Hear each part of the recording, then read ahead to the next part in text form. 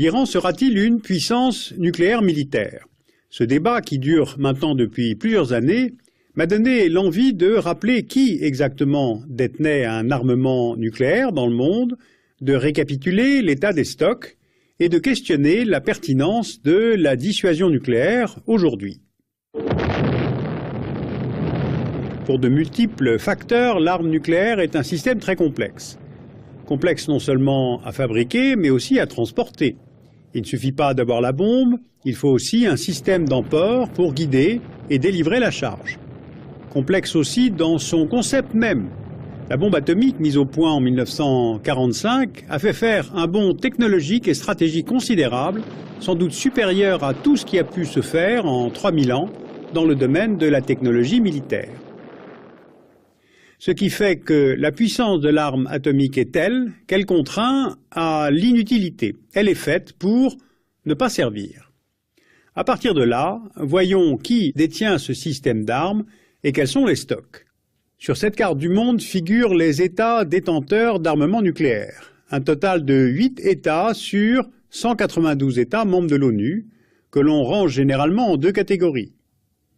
Les puissances nucléaires dites officielles, les États-Unis, la Russie, le Royaume-Uni, la France, la Chine.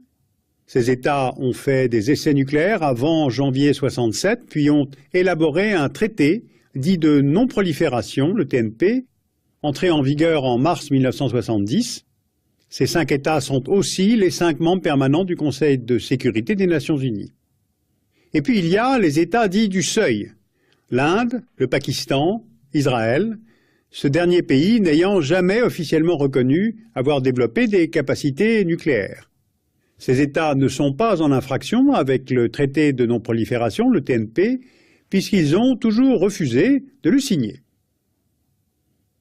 Et puis enfin, il y a les États dits proliférants, à la fois signataires du TNP et en infraction avec le traité, puisque candidats à l'acquisition de ce type d'armes.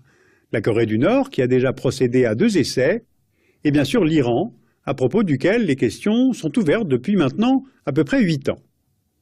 On ne dispose pas de chiffres précis quant aux arsenaux détenus par les puissances nucléaires, qu'ils soient officiels ou bien du seuil. Ces pays maintiennent une certaine opacité quant à ces armes, et c'est justement l'un des éléments de la stratégie de dissuasion.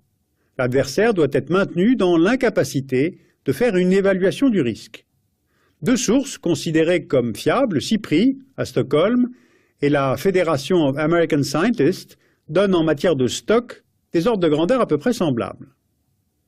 À savoir, les 8 États détenteurs auraient au total plus de 23 300 armes nucléaires, c'est-à-dire des têtes en réserve, actives ou inactives, ou en cours de démantèlement. Sur ce chiffre, 8 392 têtes seraient opérationnelles, et 2000 seraient conservées en état d'alerte avancée par les États-Unis et par la Russie. Donc, 23 000 armes, dont 8 400 opérationnelles, et il faut se souvenir qu'en période de tension pendant la guerre froide, les arsenaux sont montés jusqu'à 70 500 armes pour les seules puissances officielles. On a donc une nette réduction des arsenaux par rapport à cette période. Sauf que cette question du nucléaire s'est en fait déplacée de la quantité verticale vers la dissémination horizontale. Alors qu'est-ce que cela veut dire au juste, et quels sont les traités permettant le contrôle de la prolifération? En fait, 3 facteurs ont contribué à limiter la dissémination. Le coût de fabrication de ce type d'armement, qui est très élevé, la complexité, tant des réseaux que technologiques, il faut des ingénieurs de très haut niveau, et le TNP. Le traité de non-prolifération est entré en application en 1970, avec pour objectif de limiter la prolifération horizontale, c'est-à-dire empêcher l'accès de nouveaux pays à l'arme nucléaire, mais aussi la prolifération verticale, c'est-à-dire empêcher l'accroissement et le perfectionnement des arsenaux des États déjà dotés de la bombe. Le TNP a ensuite été renouvelé en 1995 pour une durée illimitée, la prochaine conférence de révision étant fixée à mai 2010. Cette carte du monde nous montre que la quasi-totalité des États membres de l'ONU a signé le traité de non-prolifération, moins 3, Israël, Inde, Pakistan, qui ne souhaitaient pas signer, ni d'ailleurs dissimuler leurs intentions, moins un État, signataire en 1985, mais qui s'en est retiré en 2003, c'est le seul, et c'est la Corée du Nord. À partir de là, 3 remarques. D'une certaine façon, ce traité a rempli sa fonction, puisque 40 ans après son entrée en vigueur, seulement 3 États, plus 2 potentiels, ont développé une stratégie nucléaire militaire. Ensuite, plusieurs États, pour diverses raisons, ont fait marche arrière, ou ont renoncé à se doter de l'armement nucléaire, tels que la Suède dans les années 60, l'Argentine et le Brésil dans les années 80, après le retour de régimes démocratiques dans ces 2 pays, l'Afrique du Sud, qui procède au démantèlement de son arsenal à la fin de l'apartheid, l'Ukraine, la Biélorussie, le Kazakhstan, qui en 1992 décide de ne pas gérer l'héritage des arsenaux nucléaires soviétiques, l'Irak, contraint d'y renoncer du fait des opérations militaires de 1991 et de 2003, la Libye, dont le programme militaire clandestin est découvert en 2003, puis démantelé volontairement par Kadhafi pour regagner une respectabilité internationale. Ensuite, concernant la dissémination du nucléaire militaire, il y a une autre carte du monde qu'il convient d'avoir à l'esprit, c'est celle des zones exemptes d'armes nucléaires. On compte aujourd'hui 5 zones dénucléarisées à la suite de la signature de traités régionaux qui impliquent la non-fabrication, le non-transit et le non-stockage d'armes nucléaires. Le traité sur l'Antarctique, signé à Washington, prévoit la non-militarisation du continent austral. C'est le seul continent au monde à être totalement démilitarisé. Le traité de Tlatelolco, au Mexique, instaure une zone exempte d'armes nucléaires dans les Amériques du Sud, centrale et dans la Caraïbe. L'Argentine et le Brésil ne l'ont signé qu'en 1994, après avoir conjointement renoncé au nucléaire militaire. Le traité de Rarotonga, aux îles Cook, crée une zone dénucléarisée dans le Pacifique Sud. La dernière campagne d'essais nucléaires de la France en Polynésie a pris fin en 1996 et la France signe alors les protocoles annexes du traité. Le traité de Bangkok instaure une zone en Asie du Sud-Est, région géographiquement située entre les puissances nucléaires chinoises et indiennes. Le traité de Pilendaba, en Afrique du Sud, crée une zone dénucléarisée en Afrique, après le renoncement de l'Afrique du Sud au nucléaire militaire, et il est entré en vigueur en août 2009. Enfin, dernière zone non nucléarisée, le traité de Semipalatinsk, qui concerne 5 États d'Asie centrale, entré en vigueur en mars 2009, plus la Mongolie, seul État au monde à s'être déclaré dénucléarisé de manière unilatérale, hors de tout traité. Et sur une carte du monde, on voit bien que la juxtaposition de ces diverses zones, interdisant toute nucléarisation, couvre pratiquement la moitié de la superficie du globe. Autre élément qu'il convient de connaître, les moratoires et les limitations pour les essais nucléaires. Depuis le premier essai américain de 1945 jusqu'au dernier essai nord-coréen de 2009, on estime à 2060 les essais nucléaires ayant été réalisés par les puissances nucléaires, officielles ou non, essais de surface ou essais souterrains. En 1996 s'achèvent les négociations ouvrant à la signature un traité d'interdiction complète des essais nucléaires, le TICE. Il est signé en septembre 1996, mais il n'est toujours pas en vigueur. Il doit au minimum être ratifié par 44 États nucléaires ou en mesure de le devenir. En octobre 2009, seulement 35 pays de cette liste avaient ratifié le traité. La Chine et les États-Unis sont toujours en attente de ratification. Et le président Obama, lors de son discours de Prague en avril 2009, a affirmé que les États-Unis allaient désormais ratifier le traité d'interdiction totale des essais nucléaires. Voilà donc en ce début 2010 l'état des puissances nucléaires, l'état des stocks d'armement nucléaire et les mécanismes de contrôle. Donc on peut faire une lecture presque positive de cette question, d'autant plus que les stocks et les armes prêtes à l'emploi ont nettement diminué depuis l'époque de la guerre froide. Sauf que les insuffisances du traité de non-prolifération sont finalement nombreuses et lourdes de conséquences.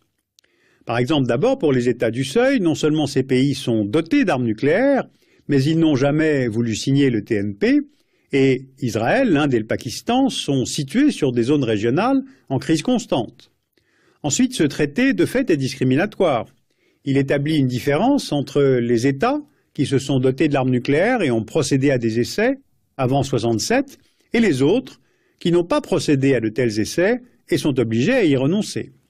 Et puis, troisièmement, le traité est limité à la dimension étatique. Elle ne prend pas en compte l'hypothèse d'un transfert de plutonium ou de technologies sensibles à un acteur non étatique, par exemple un groupe terroriste. Alors dans un deuxième volet, je vais donc vous parler de prolifération, en abordant notamment la question de la Corée du Nord et celle de l'Iran. Sur cette problématique, vous pouvez lire aux éditions Outrement La bombe, l'univers opaque du nucléaire. C'est un ouvrage très complet de Jean-Marie Collin. Alternative internationale, à l'automne 2009, a également consacré tout un dossier à la prolifération nucléaire. Et puis les éditions Lafon ont réédité le rapport actualisé de la CIA, Comment sera le monde, en 2025, avec tout un chapitre dédié au risque de prolifération nucléaire au Moyen-Orient.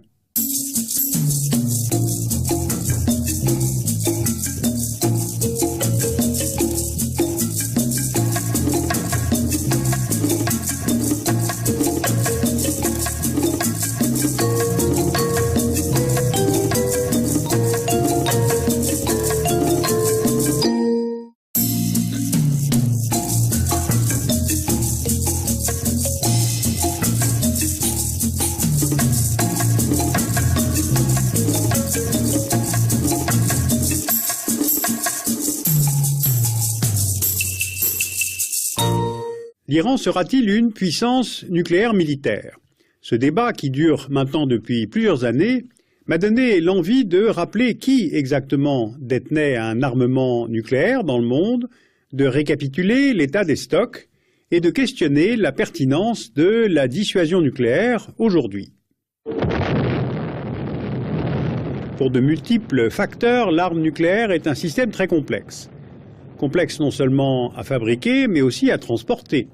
Il ne suffit pas d'avoir la bombe, il faut aussi un système d'emport pour guider et délivrer la charge. Complexe aussi dans son concept même.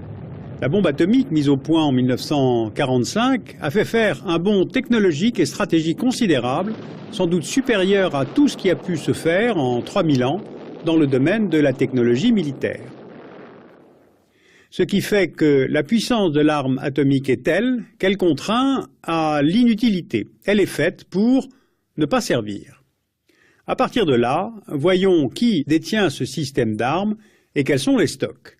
Sur cette carte du monde figurent les États détenteurs d'armement nucléaire. Un total de 8 États sur 192 États membres de l'ONU, que l'on range généralement en deux catégories. Les puissances. Ensuite, concernant la dissémination du nucléaire militaire, il y a une autre carte du monde qu'il convient d'avoir à l'esprit, c'est celle des zones exemptes d'armes nucléaires. On compte aujourd'hui 5 zones dénucléarisées à la suite de la signature de traités régionaux qui impliquent la non-fabrication, le non-transit et le non-stockage d'armes nucléaires. Le traité sur l'Antarctique, signé à Washington, prévoit la non-militarisation du continent austral. C'est le seul continent au monde à être totalement démilitarisé. Le traité de Tlatelolco, au Mexique, instaure une zone exempte d'armes nucléaires dans les Amériques du Sud, centrale et dans la Caraïbe. L'Argentine et le Brésil ne l'ont signé qu'en 1994, après avoir conjointement renoncé au nucléaire militaire. Le traité de Rarotonga, aux îles Cook, crée une zone dénucléarisée dans le Pacifique Sud. La dernière campagne d'essais nucléaires de la France en Polynésie a pris fin en 1996 et la France signe alors les protocoles annexes du traité. Le traité de Bangkok instaure une zone en Asie du Sud-Est, région géographiquement située entre les puissances nucléaires chinoises et indiennes.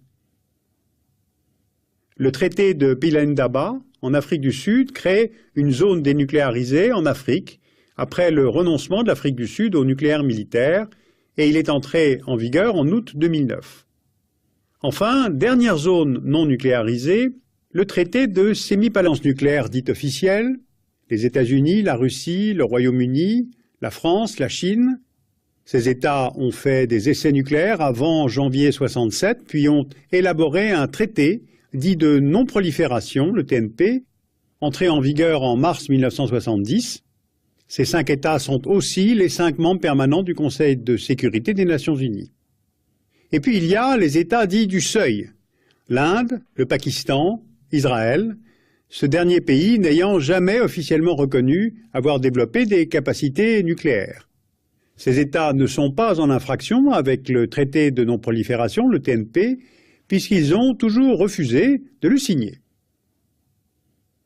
Et puis enfin, il y a les États dits proliférants, à la fois signataires du TNP et en infraction avec le traité, puisque candidats à l'acquisition de ce type d'armes. La Corée du Nord, qui a déjà procédé à 2 essais, et bien sûr l'Iran, à propos duquel les questions sont ouvertes depuis maintenant à peu près 8 ans.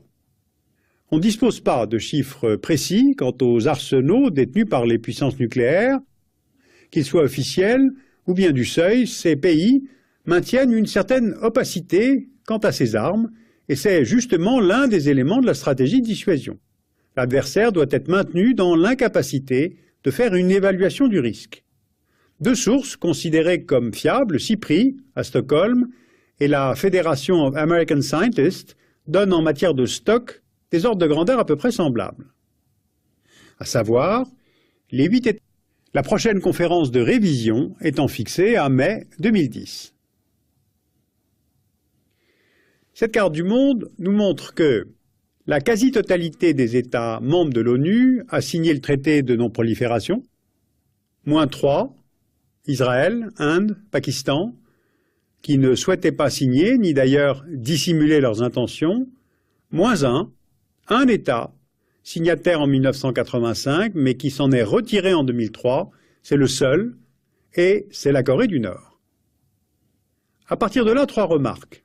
D'une certaine façon, ce traité a rempli sa fonction, puisque 40 ans après son entrée en vigueur, seulement 3 États, plus 2 potentiels, ont développé une stratégie nucléaire militaire.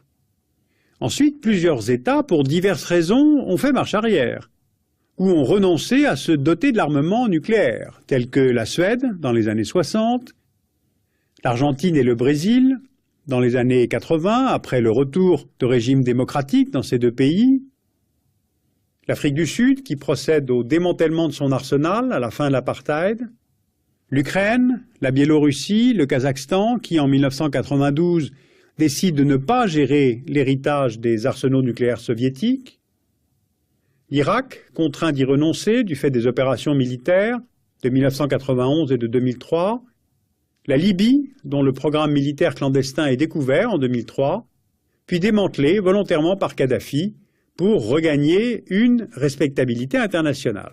L'État détenteur aurait au total plus de 23 300 armes nucléaires, c'est-à-dire des têtes en réserve, actives ou inactives ou en cours de démantèlement. Sur ce chiffre, 8 392 têtes seraient opérationnelles et 2 000 seraient conservées en état d'alerte avancée par les États-Unis et par la Russie.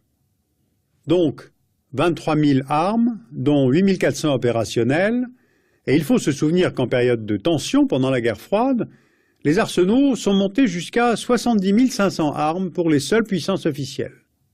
On a donc une nette réduction des arsenaux par rapport à cette période. Sauf que cette question du nucléaire s'est en fait déplacée de la quantité verticale vers la dissémination horizontale. Alors qu'est-ce que cela veut dire au juste et quels sont les traités permettant le contrôle de la prolifération? En fait, 3 facteurs ont contribué à limiter la dissémination. Le coût de fabrication de ce type d'armement qui est très élevé, la complexité tant des réseaux que technologiques, il faut des ingénieurs de très haut niveau, et le TNP.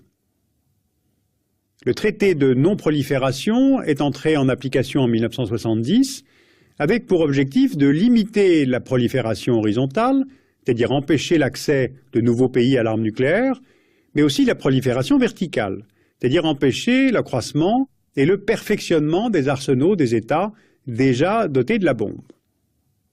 Le TNP a ensuite été renouvelé en 1995 pour une durée illimitée entré en vigueur en mars 1970. Ces 5 États sont aussi les 5 membres permanents du Conseil de sécurité des Nations Unies.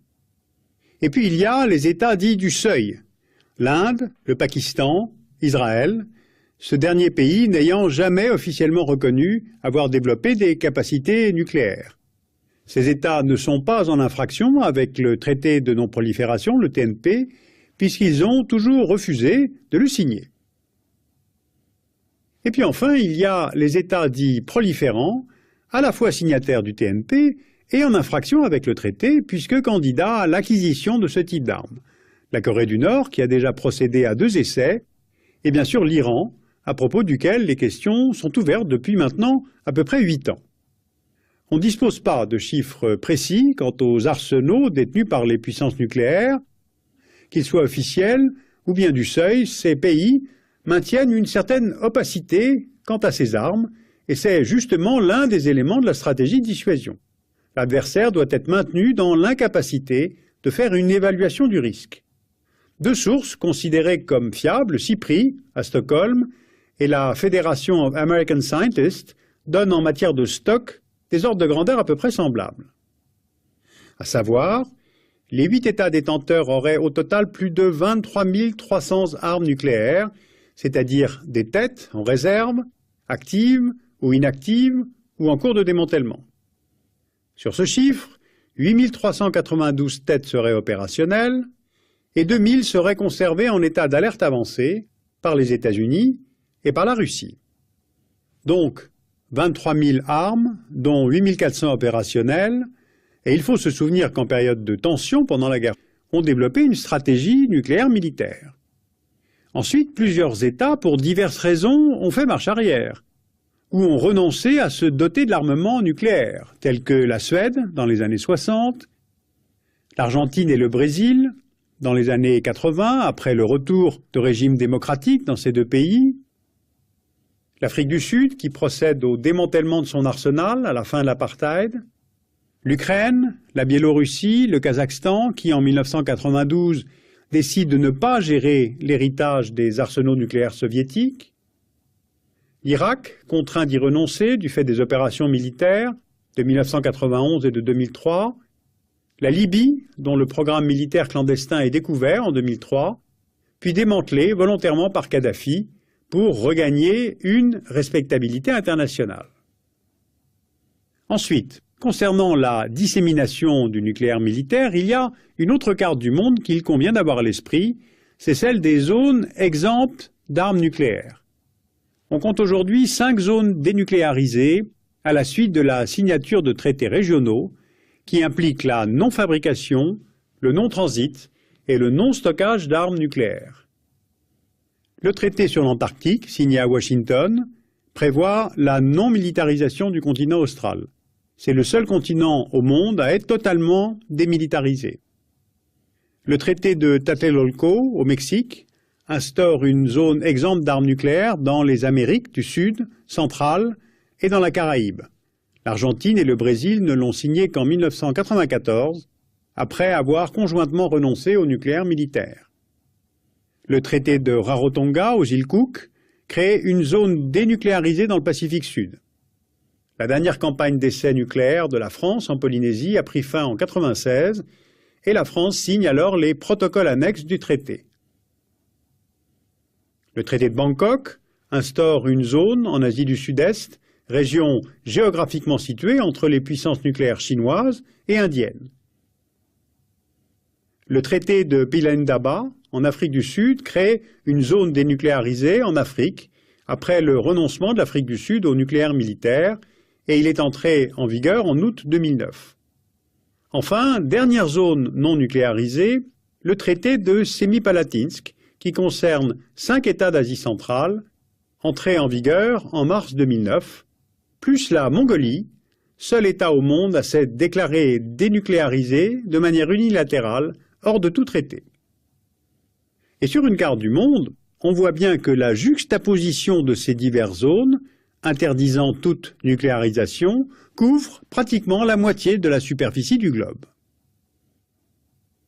Autre élément qu'il convient de connaître, les moratoires et les limitations pour les essais nucléaires.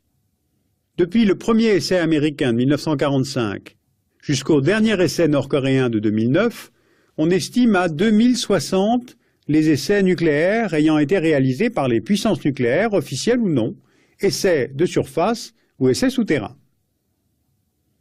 En 1996 s'achèvent les négociations ouvrant à la signature un traité d'interdiction complète des essais nucléaires, le TICE. Il est signé en septembre 1996, mais il n'est toujours pas en vigueur. Il doit au minimum être ratifié par 44 États nucléaires ou en mesure de le devenir. En octobre 2009, seulement 35 pays de cette liste froide. Les arsenaux sont montés jusqu'à 70 500 armes pour les seules puissances officielles. On a donc une nette réduction des arsenaux par rapport à cette période. Sauf que cette question du nucléaire s'est en fait déplacée de la quantité verticale vers la dissémination horizontale. Alors qu'est-ce que cela veut dire au juste et quels sont les traités permettant le contrôle de la prolifération? En fait, 3 facteurs ont contribué à limiter la dissémination. Le coût de fabrication de ce type d'armement qui est très élevé, la complexité tant des réseaux que technologiques, il faut des ingénieurs de très haut niveau, et le TNP. Le traité de non-prolifération est entré en application en 1970 avec pour objectif de limiter la prolifération horizontale, c'est-à-dire empêcher l'accès de nouveaux pays à l'arme nucléaire, mais aussi la prolifération verticale, c'est-à-dire empêcher l'accroissement et le perfectionnement des arsenaux des États déjà dotés de la bombe. Le TNP a ensuite été renouvelé en 1995 pour une durée illimitée, la prochaine conférence de révision étant fixée à mai 2010. Cette carte du monde nous montre que la quasi-totalité des États membres de l'ONU a signé le traité de non-prolifération, moins 3, Israël, Inde, Pakistan, qui ne souhaitaient pas signer, ni d'ailleurs dissimuler leurs intentions, moins 1 État, signataire en 1985, mais qui s'en est retiré en 2003, c'est le seul, et c'est la Corée du Nord. À partir de là, 3 remarques. D'une certaine façon, ce traité a rempli sa fonction, puisque 40 ans après son entrée en vigueur, seulement 3 États, plus 2 potentiels,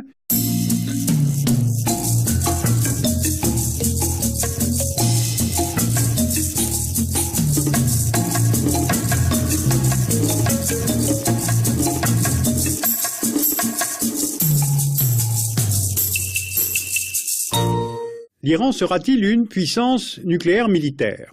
Ce débat, qui dure maintenant depuis plusieurs années, m'a donné l'envie de rappeler qui exactement détenait un armement nucléaire dans le monde, de récapituler l'état des stocks et de questionner la pertinence de la dissuasion nucléaire aujourd'hui. Pour de multiples facteurs, l'arme nucléaire est un système très complexe. Complexe non seulement à fabriquer, mais aussi à transporter. Il ne suffit pas d'avoir la bombe, il faut aussi un système d'emport pour guider et délivrer la charge. Complexe aussi dans son concept même. La bombe atomique mise au point en 1945 a fait faire un bond technologique et stratégique considérable, sans doute supérieur à tout ce qui a pu se faire en 3000 ans dans le domaine de la technologie militaire. Ce qui fait que la puissance de l'arme atomique est telle qu'elle contraint à l'inutilité. Elle est faite pour ne pas servir. À partir de là, voyons qui détient ce système d'armes et quels sont les stocks. Sur cette carte du monde figurent les États détenteurs d'armement nucléaire. Un total de 8 États sur 192 États membres de l'ONU, que l'on range généralement en 2 catégories. Les puissances nucléaires dites officielles, les États-Unis, la Russie, le Royaume-Uni, la France, la Chine. Ces États ont fait des essais nucléaires avant janvier 1967, puis ont élaboré un traité dit de non-prolifération, le TNP,